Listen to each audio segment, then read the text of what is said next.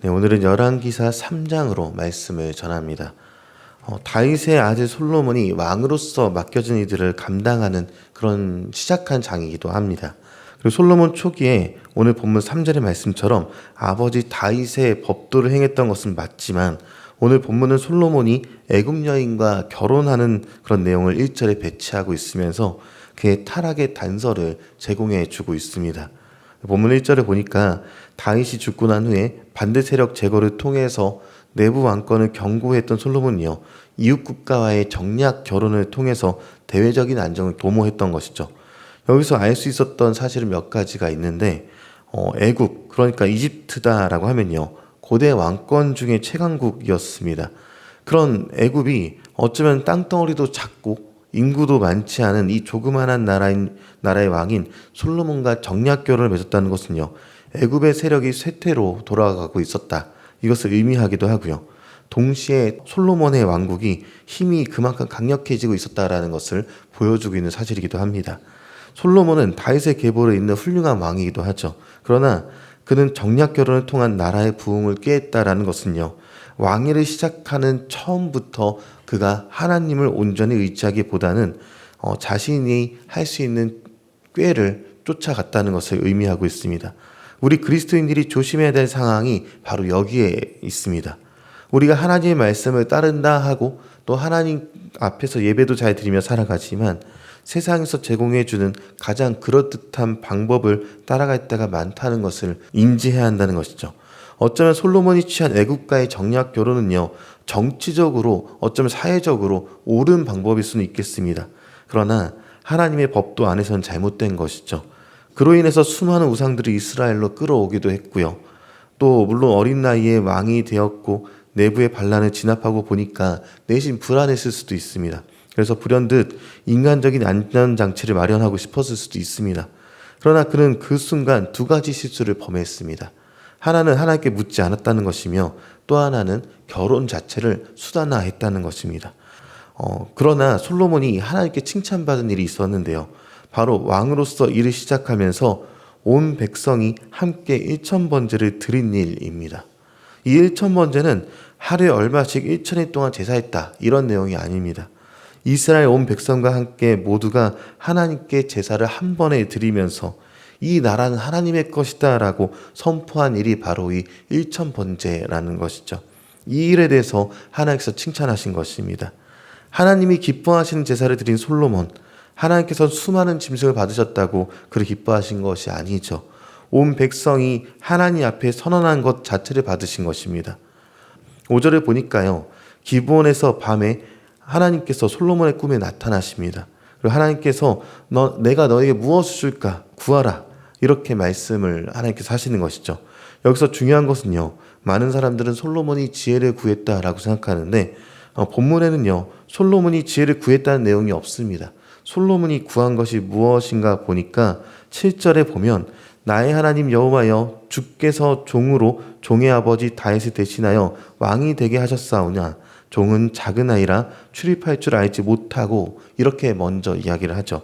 자신의 한계와 연약함에 대해서 하나님께 고하고 있는 것입니다. 그리고 8절과 9절을 보니까 하나님께서 택하신 백성 가운데 있는데 그 백성은 수요가 많아서 셀 수도 없고 기록할 수도 없사오니 누가 주의 이 많은 백성을 재판할 수 있겠습니까? 듣는 마음을 종에게 주옵소서.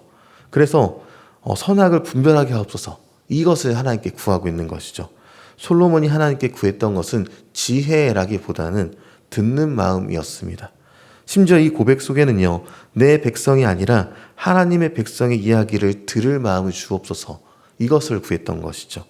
이를 통해서 하나님의 공의와 정의가 행해지는 것 자체가 솔로몬의 목표다라고 선언한 것입니다. 이 고백은요, 이 나라, 이 이스라엘이 자신의 것이 아니라 하나님의 것이다 라는 고백을 하고 있었던 것입니다. 그리고 이에 대해서 하나님의 반응은 10절에 기록하기를 주의 마음에 든지라, 이렇게 표현합니다. 그렇게 하나님이 그에게 허락하시는 것은 내게 구한 것은 지혜이다, 이제 하나님께서 말씀해 주시는 것이죠. 그러니 너에게 전무후무한 지혜롭고 총명한 마음을 주노니, 이 이야기를 합니다. 여기서 우리는 지혜에 대해서 알게 됩니다. 성경에서 말하는 지혜는요, 무언가 똑똑하게 상황에서 행하는 것을 넘어섭니다. 하나님과 동행하면서 주님의 백성들의 이야기를 듣고 선악의 분별을 하는 것 자체를 지혜다라고 표현하는 것이죠.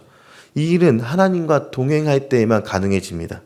솔로몬의 머리가 급격히 좋아지고 상황을 모면할 수 있는 꾀들이 많아진 것이 아니라 하나님께서 그에게 지속적으로 공급해 주시는 은혜, 그리고 선과 악을 분별할 수 있는 그 분별 자체가 지혜다라고 합니다. 그렇게 모든 상황 속에서 지혜롭게 대처한다는 말은요, 날마다 하나님께 묻고 대상에 대해 정확한 이야기를 듣고 선악을 분별할 수 있는 기준, 말씀을 안에서 움직일 수 있게 되는 것 자체를 이야기하게 된 것이죠. 솔로몬이 구한 것, 그리고 우리가 이 세상을 살아가면서 구할 것은 바로 이것입니다. 하나님께 공급받는 지혜요. 그리고 성경은 솔로몬이 구한 지혜의 한 예에 대해서 알려주게 되는데요. 예수님을 믿지 않는 사람들도 알고 있는 이 솔로몬의 재판 이야기입니다. 창기 두 여자가 솔로몬 앞에 섰는데 두 여인 다 아이를 낳았고 한 여인의 실수로 죽게 되었습니다. 그리고 그 여인은 다른 여인의 아이와 바꿔치기를 하게 되죠. 당연히 자신의 아이에 대해서 모를 수 없었던 두 여인 간의 다툼이 일어나게 되었고 이는 솔로몬 앞에 서게 되는 그런 일까지 일어났습니다. 이에 대해 솔로몬은 아이를 반으로 나누어 주라라고 말하고 한 여인은 아이를 살리기 위해서 내 아이가 아니다라고 말하며 다른 여인은 아이를 반으로 죽이라 말합니다. 그로 인해서 살리라 한 여인이 아이의 엄마임을 증명하게 되고 그렇게 친모에게로 돌아가게 되는 것이죠. 지금 솔로몬은요, 억울한 여인의 이야기를 듣는 마음이 생겼습니다. 그리고 그 듣는 마음에 하나님이 부어주신 지혜로 옳게 판단한 것이죠. 지혜롭게 판단한다라는 것은요, 하나님의 공도와 의가 드러나는 것 자체를 말합니다. 억울한 자가 억울함을 벗게 되는 것이요. 솔로몬은 왕으로서 하나님의 백성의 듣는 마음을 구했고 그리고 실제로 억울한 자가 눈앞에 있을 때 주님께서 주신 지혜로 그의 억울함을 풀어주게 됩니다. 이것은 세상의 왕들과는 다른 관점을 가진 것이죠. 고대 근동의 왕들은요, 백성의 이야기를 듣기보다 자신의 이야기에 백성들을 희생시키는 것이 일반이었습니다. 그러나 솔로몬의 기본 태도는 내 백성이 아니라 하나님의 백성을 위탁받은 청지기다, 이런 개념을 제대로 이해했기 때문에 그는 청지기로서의 일을 감당했던 것이죠. 우리 그리스도인의 삶도 마찬가지입니다. 내 마음대로 세상을 살아가는 것이 아니라 하나님의 방법대로 이 세상을 긍휼히 보고 공의와 정의가 세워지기를 늘 기대해야 하는 것입니다. 그리고 그 세워지는 데 청지기로서 저와 여러분이 사용되기를 원합니다.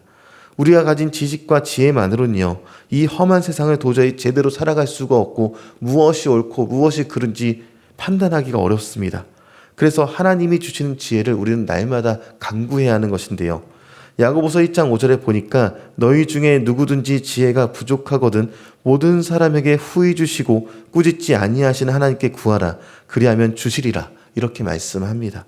하나님이 주시는 그 지혜, 그리고 솔로몬이 간구했던 그 듣는 마음과 선악간에 분별하고 판단할 수 있는 그 마음, 그리고 그 기도에 응답하신 그 하나님께서 역시 우리에게도 똑같이 지혜를 부어주실 것입니다.